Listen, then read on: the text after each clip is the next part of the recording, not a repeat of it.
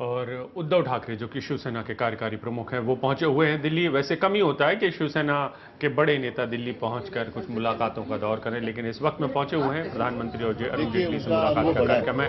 नोटबंदी को लेकर मुखर है। जो भी अभी संसद में सांसद है उनमें से आडवाणी जी है और उनका अनुभव काफी बड़ा है, तो उनकी राय गंभीरता से लेनी चाहिए। सर, आपने बोला कि सर्जिकल स्ट्राइक के बाद जो आतंकवादी हमले हो रहे हैं, ये मैंने आपके माध्यम से मैं देख रहा हूँ। तो क्या ये दोनों में सरकार की फेलियर है या उसमें कुछ कसर रही है जिसकी वजह से दोनों चीजें बरकरार है? अभी आपने कहा मैं सरकार का पार्टनर हूं, तो मैं कैसे बोलूं कि सरकार फेल है? सर, आपने कहा आप जनता के पार्टनर है, लेकिन शिवसेना के बारे में लोग मानते हैं कि जनता से जुड़े मुद्दों पर सरकार पे प्रेशर भी डालते हैं। अरे कभी कभी तो सरकार के साथ रहना पड़ेगा ना। सर, आपने कहा आप जनता के साथ है, जनता जो सफर कर रही है, मोदी गवर्नमेंट ने जो फैसला लिया है। मुख्यमंत्री जी से आप मिलने जा रहे हैं, तो किस तरह के सुझाव, किस तरह के प्रेशर, क्या जनता? नहीं, मैं आपके सामने सारी बातें क्यों कहूँ? जो भी बातें उनसे करूँ। उद्धव जी, आप नागपुर से दिल्ली आए हैं। नागपुर से नहीं, मुंबई से आया। नागपुर जाके रविवार को नागपुर में थे आप और अभी दिल्ली में आए हैं, तो क्या कुछ इसमें कोई लिंक है? जरूर है। दोनों जगह शादी के लिए मैं गया था।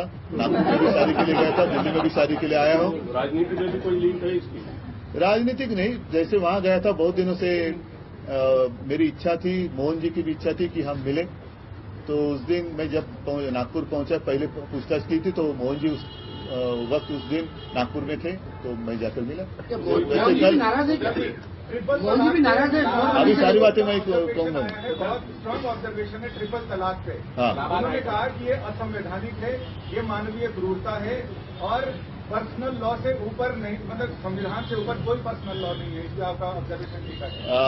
इलाहाबाद कोर्ट ने जो भी जजमेंट दिया है उसका सम्मान तो होना चाहिए, और बहुत ही अहम निर्णय उन्होंने दिया है। अपने देश के लिए बड़ी अहमियत रखता है ये निर्णय। मैं तो सिर्फ इतना ही कहूंगा, ये जो निर्णय उन्होंने दिया है उसका शाहबानो जैसा नहीं होना चाहिए।